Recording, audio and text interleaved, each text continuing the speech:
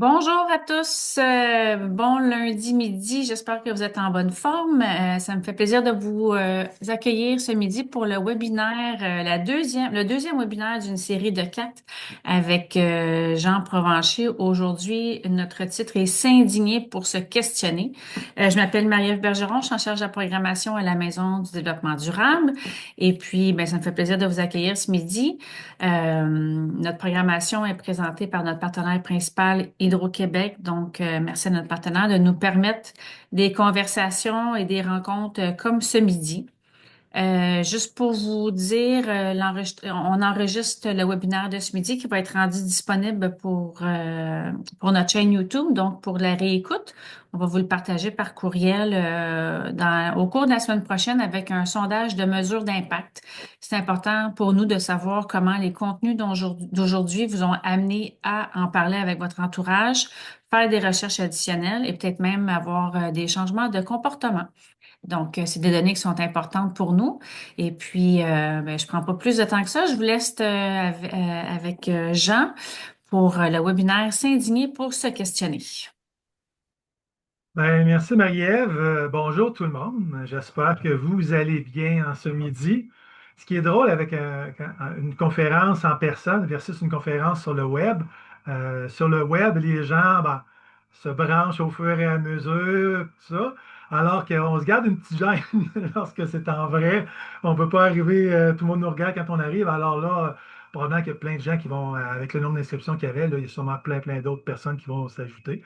Donc, on va débuter dès le départ, dès maintenant. Alors, dans le fond, je voudrais peut-être prendre juste 2 petites minutes pour, Marie-Ève le mentionnait, là, le premier webinaire qui a eu lieu, qui était très intéressant sur s'informer pour mieux comprendre.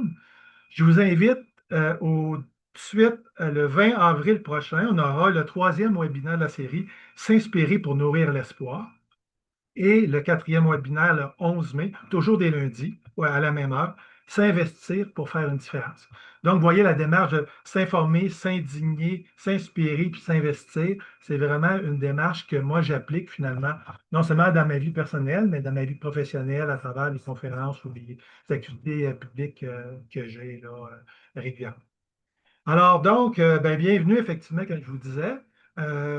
Moi, dans le fond, je suis agent de changement social. À faire une histoire courte, j'ai été journaliste pendant plusieurs années. J'ai été consultant aussi en gestion du changement, notamment en communication, formation et tout, pendant 25 ans.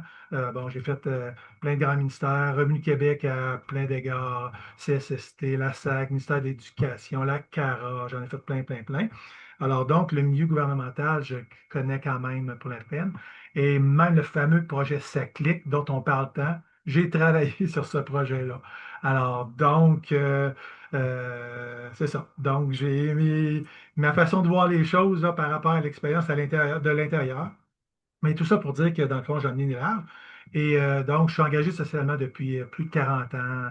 J'ai fait des centaines et des centaines de conférences, d'animations et tout. J'ai créé mon organisme Carrefour Terre à Terre aussi là, en 2007, là, qui a organisé des gros événements québécois pour l'ensemble du territoire, etc. Donc, j'emmène large et plus longtemps et ça fait partie de mes valeurs. C'est non seulement mon travail, mais c'est aussi mes valeurs de base et c'est même mes loisirs parce que j'aime ce que je fais et j'aime ce que je vais faire dans les prochaines minutes avec vous, là, de partager cette connaissance-là, de partager cette réflexion-là pour nous amener tous à faire un pas en avant et à être plus sensibilisés à ce qui se passe dans notre monde et savoir comment on peut faire notre part et comment on peut s'engager au sens large là, dans une meilleure société et comment on peut y travailler dans le fond. Je veux juste, avant de débuter, vous montrer aussi que je suis auteur, comme on disait tantôt, de cette œuvre-là qui est quand même unique au Québec. 1500 pages, 5 volumes, et un projet qui s'est fait sur 5 ans. C'est vraiment unique totalement. Être passager autrement. Donc, j'explique les grandes problématiques qu'on vit, les grands enjeux dans notre monde. J'explique également les choses positives qui se passent un peu partout pour donner espoir aux gens, montrer, oui, il y a un monde qui change, il y a un monde qui évolue, il y a un monde de plus qui est beau, qu'on voit moins dans les médias souvent, mais qui existe réellement, qui donne de l'espoir. Et enfin, oui, on parle bien souvent des problèmes, mais les solutions. Qu'est-ce que je peux faire, moi, comme personne, ou collectivement ou individuellement? J'ai encore là des centaines et des centaines de gestes, puis expliquer les gestes. Pas juste fais ça, non, non. Pourquoi c'est positif, etc. Donc, je vous invite, ma version imprimée est écoulée. Et j'ai maintenant des versions électroniques. Donc, j'ai deux formats, EPUB PDF, et deux façons de l'avoir, soit un fichier par volume pour les 5 volumes, donc 5 fichiers, ou avoir un seul fichier avec l'ensemble du livre. Et ça, ce qui est intéressant, c'est qu'on est capable de faire une recherche de mots, de mots-clés, tout ça, dans l'ensemble du livre pour savoir où on parle du sujet ou du thème que vous voulez aborder ou vous en apprendre plus. Alors, je vous le dis, c'est complètement unique. J'ai des contacts des maisons d'édition, des librairies, des bibliothèques partout au Québec, et c'est jamais vu de cette envergure-là. Alors voilà, je vous invite. Et moi, je demande 40 simplement. La façon de faire, c'est de m'écrire à info-jeanprovencher.net, de me dire que vous êtes intéressé, quel format vous voulez, et un virage bancaire simplement. Et moi, je vous transmets les fichiers électroniques et c'est très, très, très, très simple. Et vous irez voir sur mon site web pour avoir plus d'informations, jeanprovencher.net. Vous avez l'information, qu'est-ce que je fais, qu'est-ce que j'ai comme activité, mon livre, une plus grosse description avec chacun des volumes, etc. Donc, je ne passerai pas tout le webinaire à parler de moi, mais sur le site, vous allez avoir toute l'information. Alors voilà. Oui, s'indigner. C'est drôle parce que c'est un terme on n'utilise pas souvent, mais vous allez vous rendre compte qu'on l'a à plein dans notre vie, à tous les jours, en permanence, dans notre vie personnelle et professionnelle et sociale. On va parler du contexte qui est vraiment favorable à l'indignation actuellement. On va voir en images, en émotions, c'est quoi l'indignation, qu'est-ce que l'indignation. On va voir comment on la verbalise, comment on en parle, de quelle thématique on utilise lorsqu'on se dit indigné. En fait, vous allez vous reconnaître dans ça, c'est certain. Au quotidien, donc, comment qu'elle se présente, l'indignation, sous quelle forme, etc., avec des exemples concrets. On va avoir des exemples positifs également, comment l'indignation a créé des changements sociaux majeurs, fondamentaux.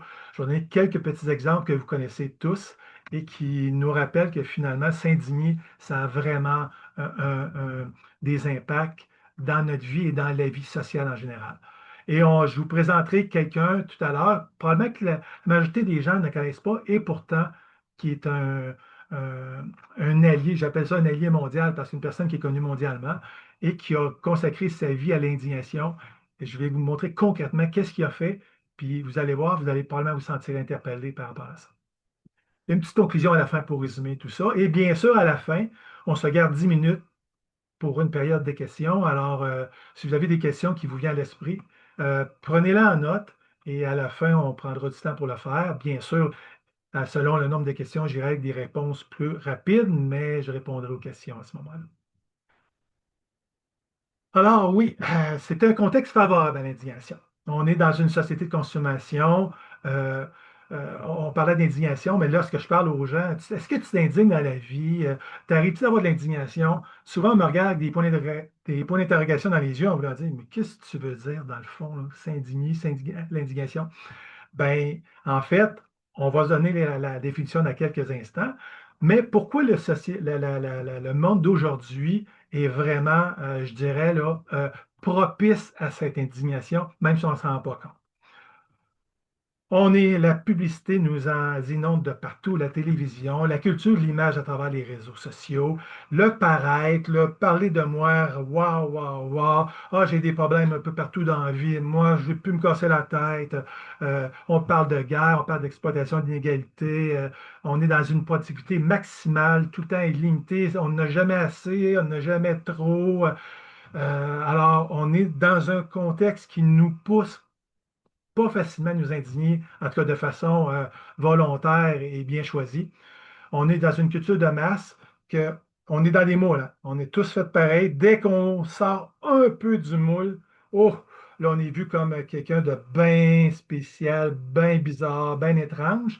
Alors, ça aussi, ça fait partie de notre façon de penser.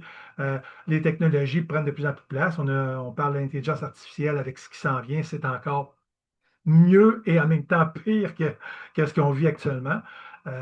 Bon, on a plein de. On n'a comme pas le temps ou on ne prend pas le temps de se questionner, c'est voir c'est quoi le sens de ma vie? C'est quoi, qu'est-ce que je veux dans la vie? C'est quoi mes objectifs, mes priorités? Ça, c'est fondamental là, chez un être humain quand on veut se développer, quand on veut avancer dans la vie, quand on veut s'améliorer.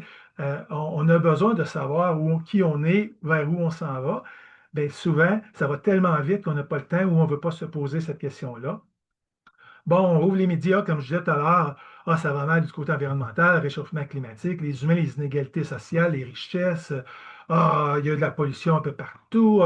Ah, il y a du plastique dans ce qu'on mange. Ah, OK, non, non, non, non, j'en peux plus, là. Je me bouche les oreilles, puis je me ferme les yeux, puis j'avance dans ma vie. Puis, bien sûr, étant donné qu'on vit dans un monde où la possession individuelle est importante, parce qu'en plus, on a, en fait, on se définit socialement par rapport bien souvent à ce qu'on possède, plus que parce qu'on est. Alors, donc, on est très réticent à penser au bien commun, on va penser à nos propres choses, puis après ça, si on a le temps, on pensera aux autres.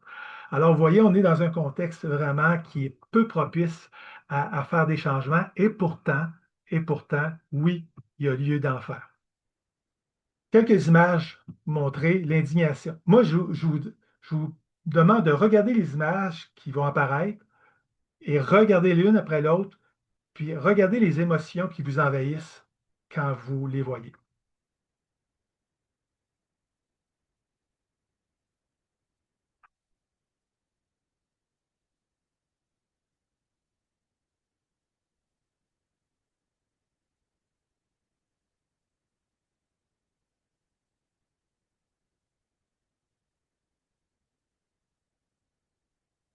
Je ne sais pas pour vous, mais pour moi, personnellement, c'est sûr que j'ai des réactions émotionnelles à l'intérieur. J'ose croire que vous également. Ça ne veut pas dire que chaque image vous touche, mais quand vous regardez l'ensemble de ce qui est présenté là, il y a quelque chose normalement qui devrait tressaillir en vous. Alors, si c'est je dirais, des réactions, appelons-le négatives ou fortes, fort probablement que vous êtes en train de vivre de l'indignation. Alors, on va y revenir justement. Si vous me dites par contre, ah, je regarde ça, puis ça me laisse froid, bon, ben, peut-être que l'indignation, on va la travailler dans les prochaines diapositives. Alors, qu'est-ce que l'indignation? Le Larousse définit ça bien simplement. C'est un sentiment de colère ou de révolte qui est provoqué par une injustice, une malhonnêteté ou une situation révoltante. Donc, c'est une réaction qui est vive face à ce qu'on juge indigne ou méprisable. Souvent, l'indignation est rattachée à un volet moral et rattachée à nos valeurs. On ne s'indigne pas lorsqu'elle ne touche pas nos valeurs. Puis nos valeurs étant ce qu'on a de plus profond, de plus enfoui, de plus rattaché à notre identité propre, c'est là, notre être est basé sur nos valeurs. Alors, si nos valeurs sont touchées, oups, là, c'est nous qui est vraiment euh, fondamentalement touchés. Et là, on a des chances de réagir d'une façon ou d'une autre. L'indignation n'est surtout pas de la colère. C'est pas j'y en veux, là, il m'a fait un coup de cochon, j'y en veux. C'est pas de l'indignation, c'est de la colère. Ah ben lui, ouais, il fait à l'affaire, tu vas voir, je l'attends au détour. Non, non, ça c'est de la vengeance. Ah, cette personne-là, je ne suis pas capable de la sentir. Non, on est dans le mépris, on est dans le ressentiment. Ça, ce n'est pas de l'indignation. Ce sont des réactions émotives négatives, mais ce n'est pas de l'indignation. L'indignation a un double visage. Un visage, je dirais, dans son usage. Donc, comment on se sert de l'indignation? Qu'est-ce qu'on fait? Comment on la perçoit? Comment elle entre en nous? Elle alimente je dirais ça, une polarisation vraiment extrême. Je parlais des communications tout à l'heure. On a les réseaux sociaux, la télé-réalité, l'image du réel, qui souvent, nous autres, comme personne, on voit la vie d'une façon, des fois, telle qu'on l'a vu à la télévision dans un bulletin de nouvelles, ou des fois, est complètement dichotomique, complètement à l'opposé de ce qu'on voit. On s'est forgé une image de la réalité, Par contre, ce qu'on voit en image ou en écoutant quelqu'un parler ou quoi que ce soit, ça vient complètement à contre-courant de comment on voit la situation de nous-mêmes. Donc, dans son usage, c'est différent par rapport à ce que ça devrait être en théorie. Il y a l'indication qui est négative et douloureuse. On a une émotion face à un problème. On a de la colère, on peut avoir du dégoût, de la tristesse. Il y a quelque chose qui nous heurte dans nos valeurs, il y a quelque chose qui nous heurte, qui vient nous chercher, comme on dit, hey, ça, là, j'ai fait telle chose parce que ça, c'est venu me chercher quand tu m'as parlé ou elle m'a parlé de ça. Ça vient profondément. Donc, il y a l'indignation du volet plus négatif, douloureux, qui nous fait réagir vraiment, là, presque des fois, là, les bras dans les airs face à des injustices. Ce que je vous dis là, c'est très, très important pour la suite des choses. Face à une injustice, comment on réagit lorsque on apprend qu'il y a eu un vol en quelque part, surtout si ça nous concerne ou des proches, quoi que ce soit. Un viol, oh mon Dieu, un viol, c'est quand même quelque chose. On a une réaction. La fraude, quelqu'un qui fraude, on en voit dans les médias constamment des entreprises ou des gouvernements qui fraudent. Oups, on est touché, on est heurté. Un meurtre, etc., etc., etc. J'aurais pu en mettre 15 autres, là. Donc, il y a une réaction face à ce qu'on considère des injustices. Et cette indignation-là est très toxique et contre-productive. Pourquoi? Parce que, vu qu'elles heurtent nos valeurs, vu qu'elles nous font réagir de façon spontanée et souvent de façon presque exagérée dans bien des cas, ça devient de la haine, de la violence. Là, c'est plus la morale, là. C'est nous, finalement, qu'on n'accepte pas ça. On n'accepte pas ce qu'on a vu, ce qu'on a entendu, ce à quoi on a assisté. On dit, non, non, là, on est comme, finalement, tout pogné dans une boule d'émotion. Et ça, cette indication-là, l'indignation amène constamment des, euh, des réactions comme ça, négatives et douloureuses. Vous allez voir ce qu'on en fait par la suite tout à l'heure. On a l'autre volet. L'autre volet, celle que je considère qui est comme positive, qui nous est utile, qui est éthique, qui est politique, qui est nécessaire, qui est même vertueuse. Dans notre vie de tous les jours, on a une personnalité, on a des façons de vivre, on a du monde dans notre entourage, on a un travail, on a des valeurs, on a plein de choses. On est une entité propre. Les événements de la vie nous amènent à faire, à avoir des réflexions, des réactions, des émotions qui, des fois, sont naturelles chez nous, qu'on a régulièrement, et d'autres fois, pas du tout. Combien de fois que j'ai rencontré des gens qui me disent ah, il s'est passé telle chose, j'ai vu ça aux médias. Là, je suis venu en colère. Jamais que j'ai cette colère-là dans moi, mais là, oups, il y a eu quelque chose qui s'est passé à travers cet événement-là. Donc, l'indignation, quand ça se produit, nous amène un peu à changer notre perspective des choses, à changer notre vision des choses, à aller chercher un côté de nous qu'on n'a pas jamais exploité et qui est un peu surprenant dans bien des cas parce qu'on l'expérimente pour une première fois. Comme le petit enfant que, oh, on a ses deux pattes, oh, il a fait un pas, deux pas, hey là, wow, il a avancé tout seul. Il n'a jamais connu ça, lui encore. Là, il commence à le découvrir, puis à aimer ça, puis oh, wow, il commence à comprendre que finalement, je suis capable de faire les choses un peu toute seule. Puis plus il progresse en âge et en agilité, ben, plus ça se développe. Donc, c'est la même chose de notre côté. C'est un puissant moteur de changement, c'est constructif, cette indignation-là. Ça mobilise versus l'injustice, la misère, les droits humains, etc., etc. La morale, je parlais tantôt de la morale, ben, ça restaure une moralité propre à nous personnellement qui se transforme à travers la rage, la souffrance, qui va souvent se transformer en action collective, solidaire. On a beaucoup de mouvements, je reviendrai tout à l'heure, beaucoup de mouvements qui sont nés justement de cette indignation généralisée qui ont été créés parce que finalement, on a comme finalement dépassé la ligne. Puis là, non, non, on n'en peut plus, il faut qu'on fasse quelque chose. Donc, ça, l'indignation positive a vraiment une fonction sociale. Si on s'indigne jamais, on ne sera jamais en avant de la parade pour essayer de changer des choses ou vouloir changer des choses. On va se conformer, on va être bien dans nos pantoufles et on se questionnera sur rien. D'où le thème du séminaire d'aujourd'hui, s'indigner pour se questionner. Trois éléments au niveau de la verbalisation et l'indignation. On a le premier volet, je l'ai mis en rouge parce que c'est vraiment une perception des choses, une réaction négative qu'on a très souvent forte. On utilise des termes. Pour ça, la verbalisation, on a des termes qu'on utilise. Ah, ça, telle affaire, ça m'a fâché. Ah, mon petit garçon, il m'a fait de quoi? Je l'ai grondé, là. Ah, ça m'a offusqué. Hey, mon patron m'a dit ça. Hey, ils m'ont irrité, ça m'a scandalisé. Des mots à consonance négative. Alors, cette indignation-là qui vient chercher nos émotions noires, négatives, n'a rien en elle-même de positif.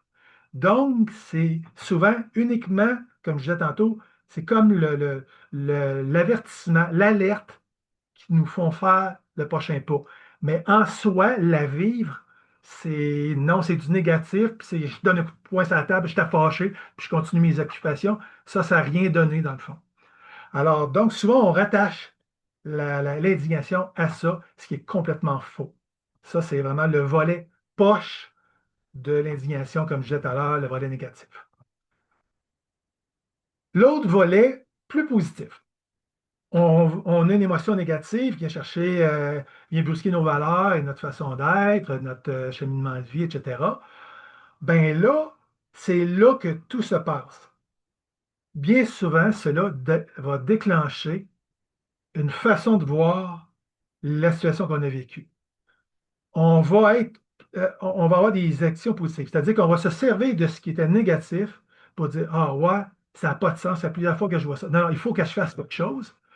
On va comme choisir de peut-être se mettre en marche, peut-être d'aller chercher de l'aide, peut-être de dire, ben, je vais m'inscrire dans un mouvement, peut-être que ben, je vais en parler à mes proches parce que les autres, ils le font beaucoup, puis il ne faut pas réagir demain. Ils vont comme amener une possibilité d'action ou de réaction positive qui va venir changer notre façon de percevoir les choses et notre façon finalement d'essayer de faire prendre l'indignation un chemin plus positif. Quand on parle de combattre, corriger, défendre des valeurs, dénoncer, exprimer, protester, refuser, ce sont tous des verbes qui ont une consonance.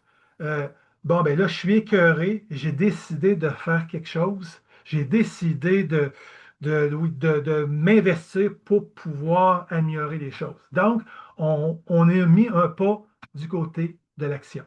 Donc, ça devient constructif. Il y a, souvent, les gens vont s'engager dans ces cas-là.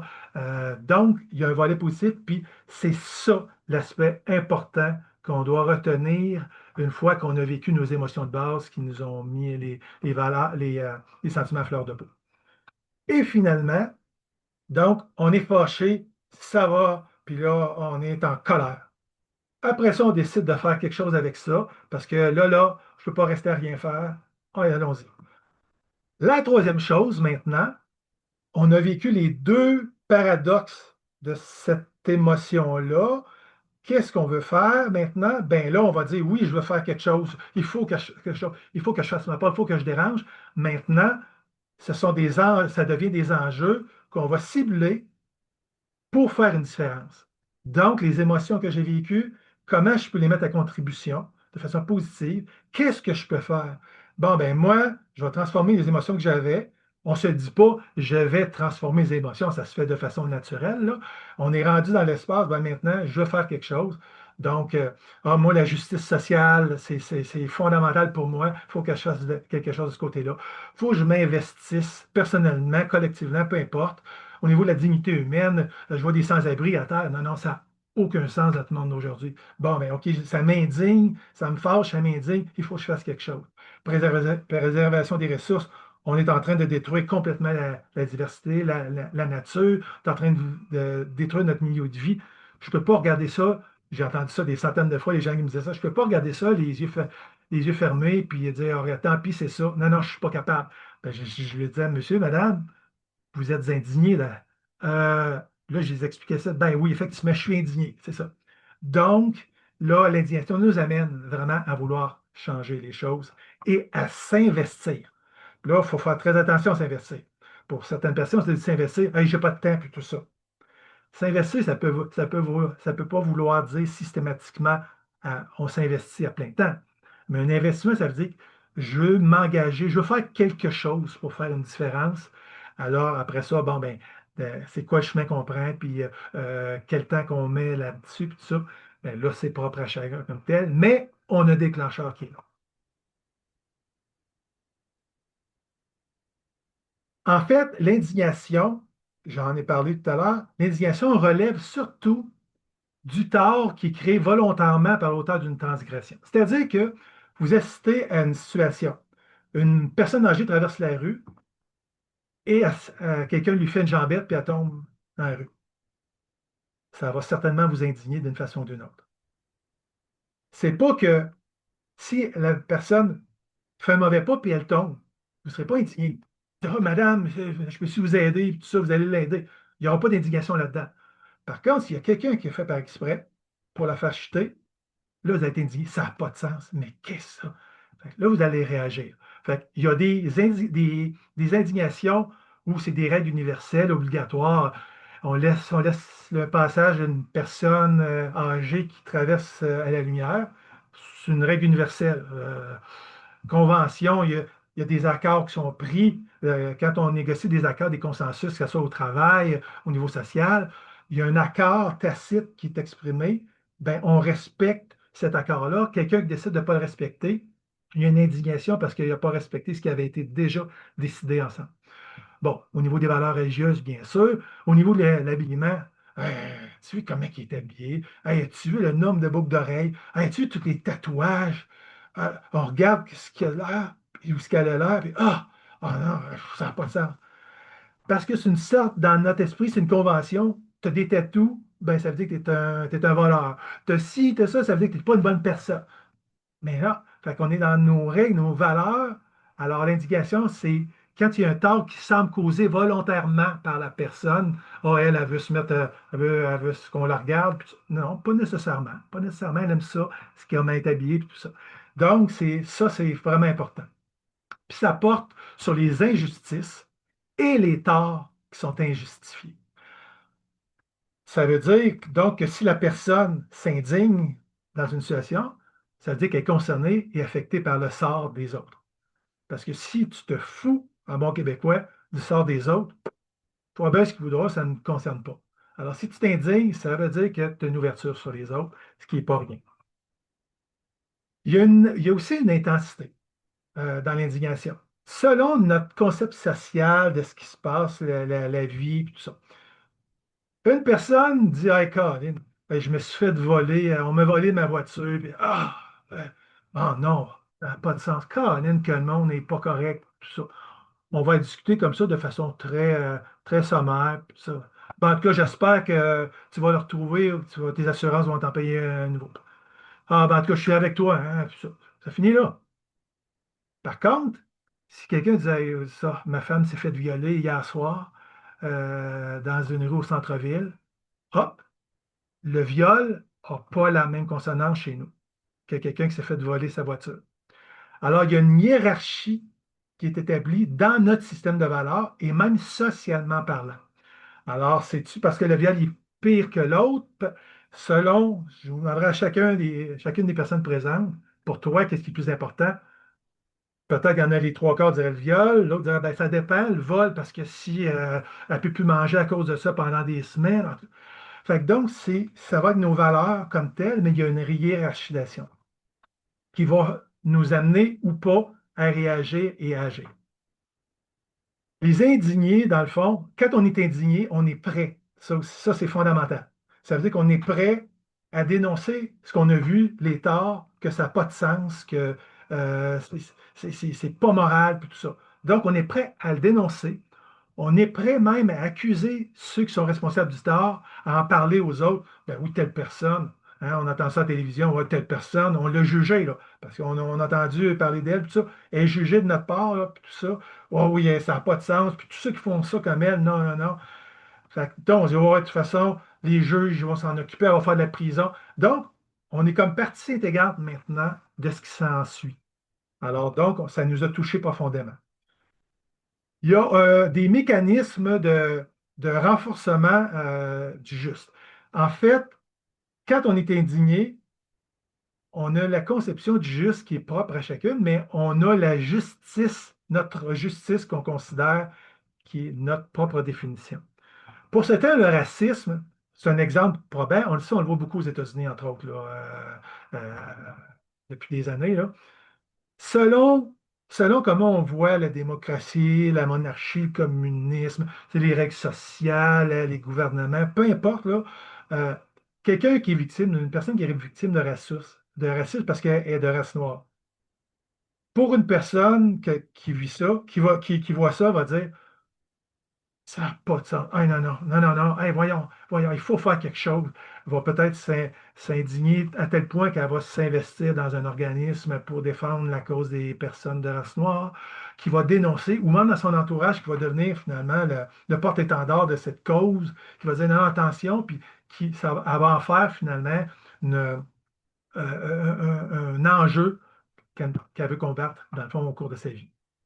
Par contre, de l'autre côté, il y a bien des gens qui vont assister à ça, ils vont dire, ben, ah, c'est une personne de race noire qui a subi ça, cette attaque-là. Ben, de toute façon, ils méritent, les Noirs, ils ont tout volé, ils nous ont tout volé, puis on fait, voyez, à tort ou à raison, là. Fait que, selon ce qu'on pense à l'intérieur, ben, on s'en sert pour renforcer les normes sociales qu'on considère, nous, personnellement, comme justes. Alors que socialement, ils sont peut-être pas justes, mais nous, dans notre norme. Fait que vous voyez que l'indignation, c'est très profond à nous. Une indignation individuelle, ben, c'est bien sûr qu'elle peut être partageable. On en parle aux gens de notre entourage, on partage nos émotions, puis ça peut devenir une émotion collective. Je disais tantôt, bien sûr, c'est un rôle fondamental. Donc, ça veut dire que c'est à partir souvent d'une émotion forte, d'une indignation générale, que là, on a des changements de normes, on a des nouvelles lois qui entrent en vigueur, on a la justice, des cas de justice, comme un exemple de jurisprudence. Bon, ben, il y a un juge qui a décidé de reconnaître coupable telle personne, alors qu'il y a eu des centaines et des centaines de poursuites et jamais un juge avait condamné. Et là, pour la première fois, on la condamne. Oups! Ça vient de donner signe que ben, peut-être que finalement, à l'avenir, on va de plus en plus reconnaître cette action-là ou cette inaction-là. Donc, ça régule socialement, c'est un côté très positif. Je vais vous donner, j'espère que ça va jusqu'à maintenant. Je vais vous donner des exemples, j'en avais à la temps. Je vais en prendre quatre. Quatre exemples que vous connaissez tous, ou en tout cas, au moins deux ou trois vous connaissez tous comme tels, de normes d'indignation qui ont commencé par des indignations personnelles, qui ont pris une ampleur avec un plus grand groupe qui est indigné, après ça, de plus en plus, puis c'est devenu une norme sociale comme telle. Premier dont je vous parle. Vous vous souvenez des fameuses caricatures de Mahomet? Euh, C'était en septembre 2005. C'est un quotidien danois qui avait décidé de faire paraître des caricatures, 12 caricatures du prophète Mahomet chez les musulmans, puis de donner un volet satirique, tout ça. Alors, 12 dessins qui, en principe, auraient dû passer, puis, bon, ben, OK, comme n'importe quelle image, tout ça. Quelques mois plus tard, c'est une polémique mondiale partout. Des bombes sautent un peu partout dans le monde, de la violence qui éclate partout, partout. Parce que chez les musulmans, le prophète Mahomet, dans leur religion, ben c'est l'entité supérieure, donc on ne peut pas lui donner un visage humain. Il n'est pas humain comme nous, donc on ne peut pas l'associer comme nos profils à nous autres, tout ça. Donc, pour eux autres, ça ne se fait pas. Alors, donc, il y a eu une montée aux barricades et ça a pris une ampleur absolument épouvantable. Alors, donc, ça, c'est une premier exemple. Puis après ça, ben, il y a d'autres quotidiens qui ont repris ça et qui les ont publiés 10 ans après pour montrer si ça avait évolué, etc. Donc, vous voyez, pour une frange de la population, ben, ça n'a pas de sens, ça vaut à peine qu'on se batte pour ça. Puis pour d'autres, mais qu'est-ce que c'est ça, franchement? T'sais. Alors, vous voyez, on est vraiment dans l'émotion extrême. Ça vous dit quelque chose? MeToo? Quel mouvement incroyable! Quel mouvement incroyable! 15 octobre 2017, l'actrice américaine Alyssa Milano décide de poster sur X, ben, sur Twitter à l'époque, Un petit tweet, banal en apparence. Si vous avez été harcelé sexuellement ou victime de violence, répondez MeToo. Ben simple, incroyable. À la fin de la journée, il y a 200 000 personnes MeToo. À la fin de la journée. À la fin de la journée, le lendemain, 500 000 personnes qui avaient répondu. Incroyable, complètement. MeToo, 500 000, MeToo est lancé. Alors, vous voyez, en 2 jours, on le connaît partout dans le monde et c'est devenu un mouvement écrit à la base, mais après ça, qui interpelle les gens partout sur la planète. Et là, pas besoin d'en parler aujourd'hui, là, c'est partout, partout, partout, on en parle. Les pancartes maintenant, il y a des manifestations sur les droits humains, droits de la femme, etc. Il y en a partout, partout avec le dossier Einstein, puis tout ça, ben, c'est sûr qu'en quelque part, on se promène beaucoup avec les pancartes, dans les médias, on en parle énormément. Donc, ce mouvement-là a été absolument incroyable. Et comme dans tout mouvement, je parlais tantôt du racisme, dans tout mouvement, assez aussi bizarre que ça leur puisse paraître, mais pendant que ce mouvement-là se mettait en branle, puis qu'il y a finalement des centaines de milliers de personnes, il y a cinq femmes, une journaliste, une artiste, 5 femmes qui ont décidé de publier dans un quotidien américain que ça ne marchait pas, MeToo. Eux autres considéraient qu'on a le droit, puis je vais le citer correctement, là, on a le droit à la liberté d'importuner la liberté sexuelle. Donc, autrement dit, on a le droit comme humain de se sentir ou pas interpellé par la liberté sexuelle et on a le droit, d'une certaine façon, de faire des avances sans être obligé d'être vu comme un criminel ou quoi que ce soit. Fait que, vous voyez, il y a eu un mouvement extraordinaire qui est encore, puis prend de plus en plus d'ampleur, mais il y a eu une contrepartie qui était là. Puis, si ça avait été par des hommes, on aurait dit, ouais, c'est normal, on comprend. Mais là, c'était 5 femmes puis dans un quotidien. Donc, c'est fou. Fait que le mouvement social, pour certains, pour telle cause, c'est hey, moi, ça me dérange, pour l'autre, pas du tout. Ou même des fois, ben non, c'est pas dérangeant. Alors, vous voyez, je veux juste vous amener à l'esprit que, dans le fond, de cette indignation, c'est par rapport à nous personnellement, toujours. Troisième élément, qui est très intéressant aussi, c'est le mouvement des indignés. Le 15 mai 2011, à Madrid, en Espagne, ils sont des centaines de milliers de personnes sur la place publique pour s'indigner sur ce qui se passe au niveau politique, pour des décisions qui ont été prises au niveau, par exemple, ça faisait suite à la crise sur les subprimes, là, les prêts hypothécaires là, qui a fait la manchette mondiale, qui a mis l'économie en déroute, puis tout ça. Plus tout ce que la façon dont les citoyens étaient, je dirais, pris d'assaut par des mauvaises décisions politiques, par l'économie à tout prix, bref, les indiqués du système au sens large. Alors donc, tu as quelques personnes qui lancent ça sur les réseaux sociaux, paf, des centaines de milliers de personnes qui sont là sur la place d'El Sol à Madrid. Et vous voyez, cet élément-là a pris une ampleur, des centaines de villes ont suivi ça, et maintenant, c'est devenu le mouvement Les Indignés qu'on entend un peu partout. Alors, ça part de quelques personnes, puis voyez l'ampleur, c'est mondial maintenant. Et le dernier, de moindre envergure, mais qui met quand même une autre perspective, elle s'appelle, c'est une députée démocrate aux États-Unis, c'est démocrate, elle s'appelle Alexandria Ocasio-Cortez. Elle est en chambre, c'est une députée. Elle est en chambre, puis bon, des journalistes qui assistent aux débats, puis tout ça. Et il y a un député républicain qui l'interpelle avec un fucking bitch en plein congrès. C'est l'indignation totale. Et cette femme-là, avec des nerfs, riposte pas quelques instants après, mais une journée ou deux après, devant les journalistes et raconte c'est inacceptable et tout. Oui, pour moi, mais c'est inacceptable de faire ça en chambre, puis ça vise les femmes, tout ça. Bref, c'est viral, ça réaction partout dans le monde.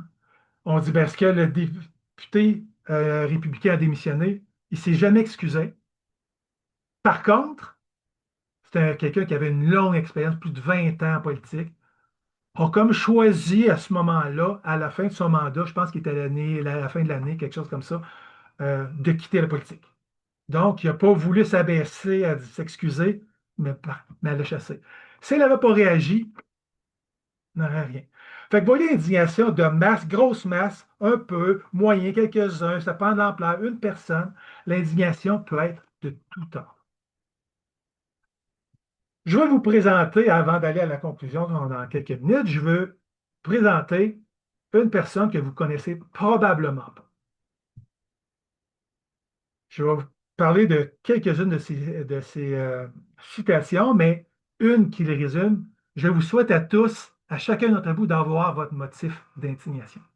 Il s'appelle Stéphane Hessel.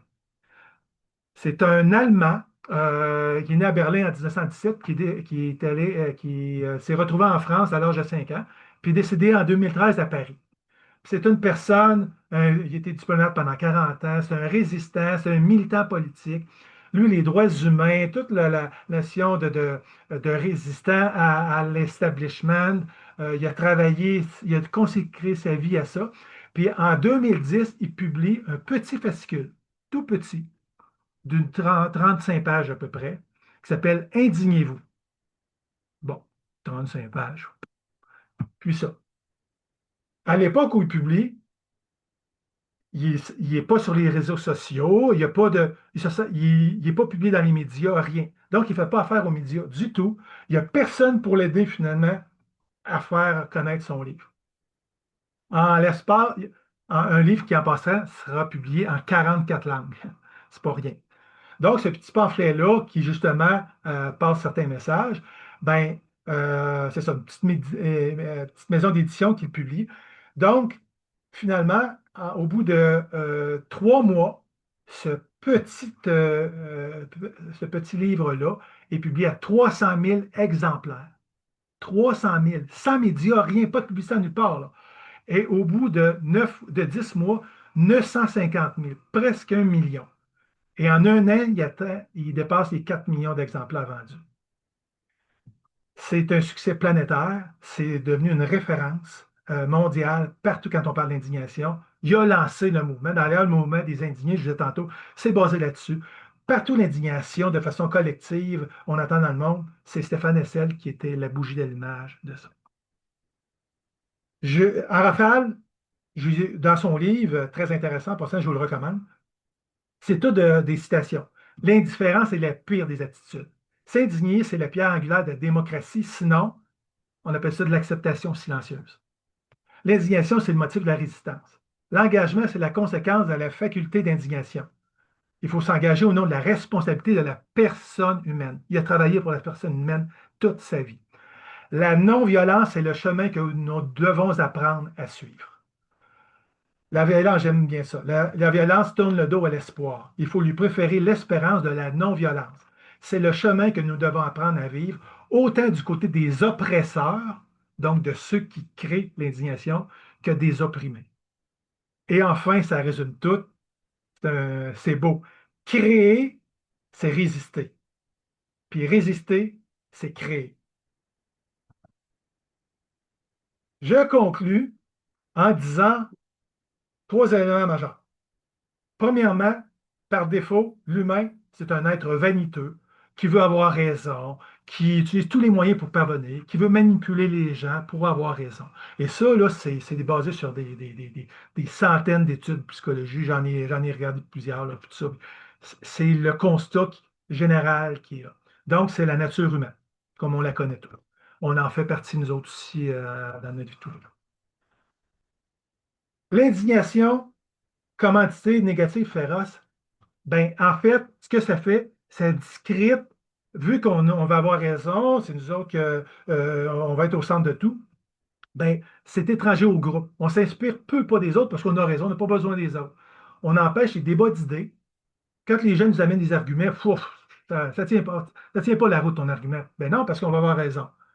Puis on engendre, veut pas, deux camps qui sont à l'opposé. ce qui amène un goût, pardon, ce qui amène le goût de critiquer. Donc, c'est deux camps adverses, donc on devient critiqué. Oh ben, eux autres sont pas. Ben non, eux autres, ben. Donc, ça, c'est le côté féroce et très négatif. On va prendre une petite gorgée de vidéo pour terminer. L'indignation, comme je disais tantôt, comme un régulateur social. Donc, ça rassemble des personnes. On a une identité, on partage une cause commune, on a un point central.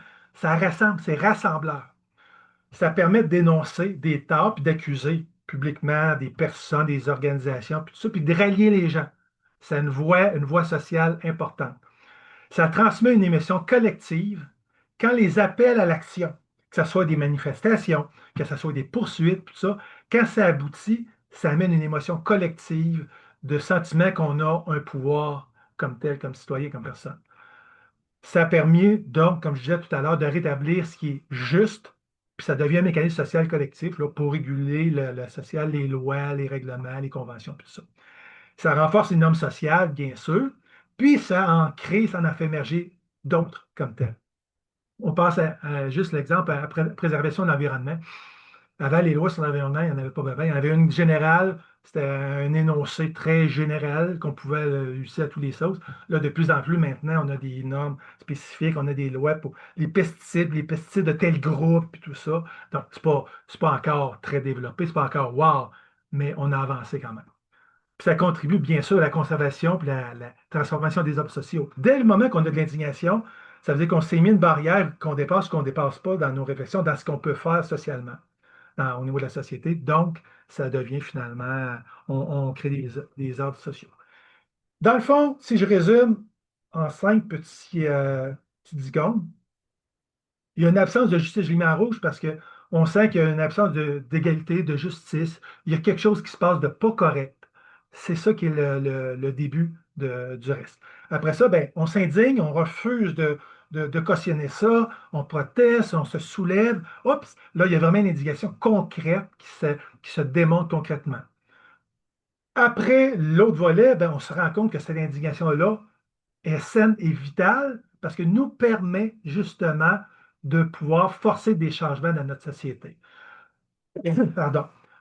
Par la suite, bien souvent, les gens vont s'engager, soit dans leur vie personnelle, tout ça, soit dans des mouvements collectifs, pour justement adhérer à cette prise de position-là et faire avancer les droits. Et finalement, ou en conclusion, bien sûr, les droits humains, les inégalités sociales, la préservation de l'environnement, tous les grands enjeux, les causes, puis tout ça, ben, il y a des gens qui sont là pour les défendre et pour protester et pour manifester afin qu'elles soient respectées. Voilà, voilà. Merci, Jean, pour... ben, en tout cas, moi, ça m'a fait revivre des moments là, où ce que justement, je m'indignais pas mal. Là, pas qu'on oublie, mais il se passe tellement d'affaires, tu sais, que tu as ramené des faits qui ont été relativement marquants là, dans le monde quand tu parles du MeToo tantôt, mais j'avais jamais su le pendant des 5 femmes qui s'étaient mises de l'avant pour... Opposé, mettons. Ouais, c'est ça, opposer vraiment... Puis Ouais. moi, j'avais écrit dans le chat là, quand tu avais montré tes images tantôt, là, tu vraiment, tu sais, l'injustice.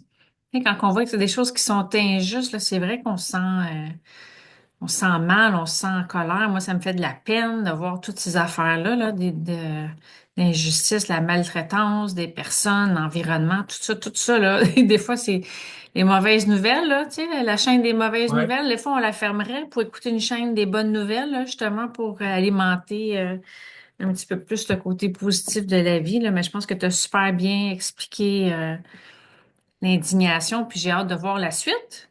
Hein? Si tu me permets, Ben oui. juste 15 secondes, je veux juste dire que dans le fond, quand je vous disais tantôt, je suis engagé socialement depuis 40 ans, puis bon, mon travail qui est là, que j'ai abandonné mon travail de consultant volontairement pour être à plein temps dans ce que je fais.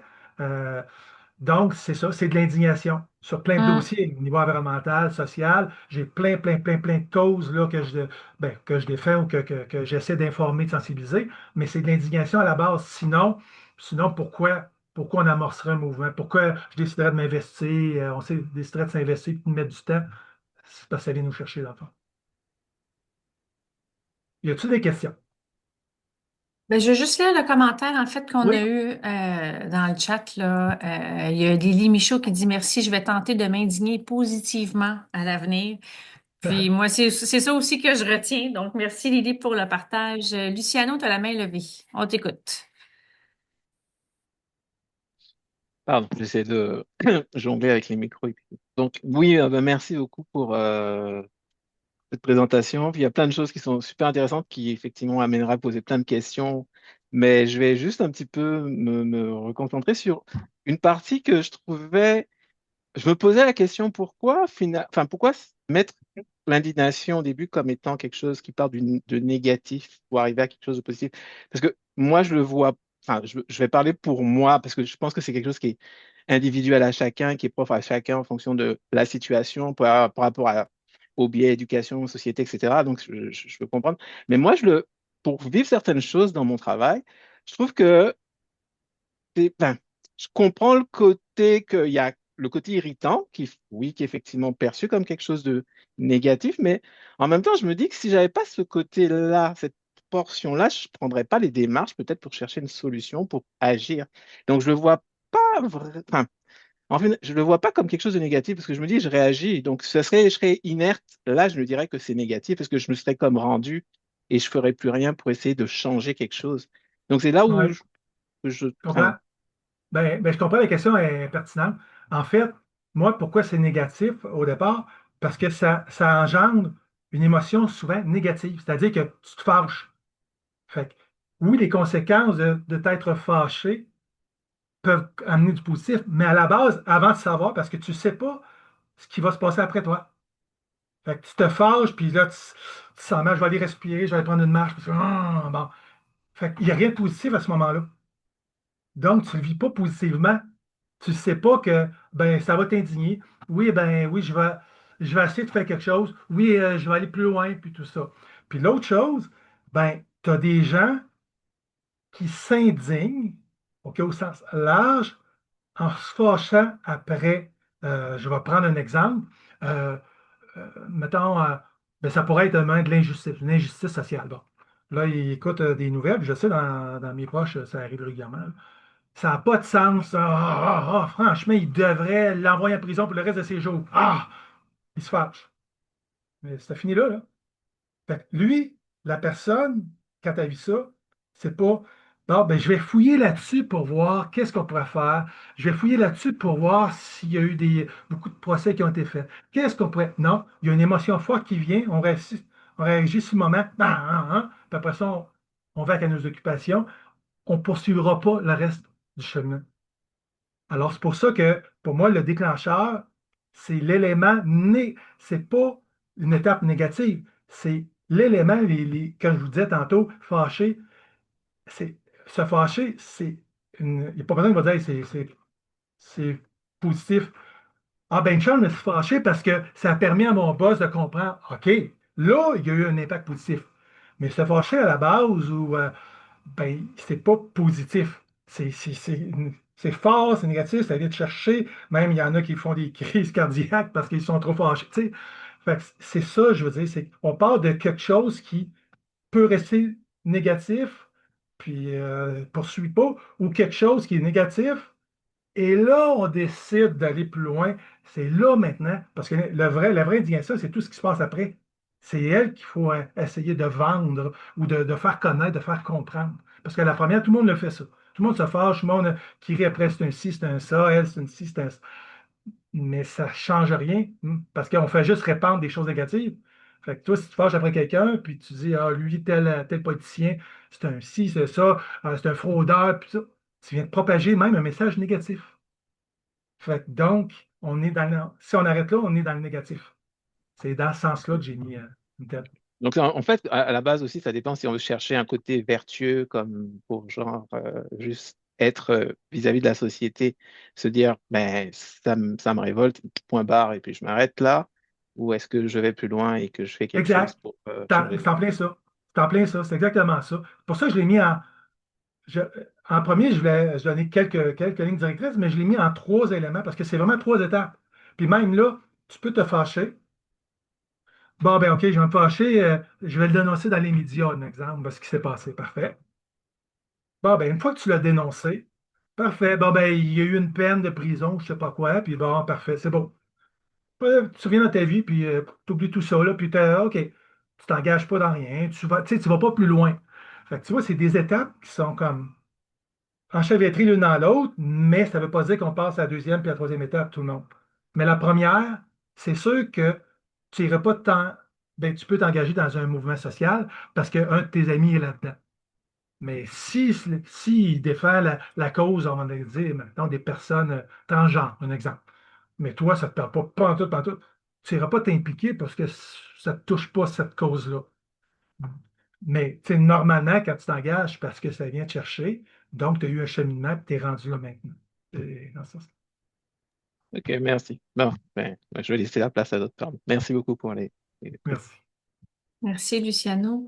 Moi, je voulais juste, si tu peux nous rappeler le livre, là, le livre de 35 pages. Oui, Comment, c'est Stéphane quoi le... Hessel, Comment? indignez-vous.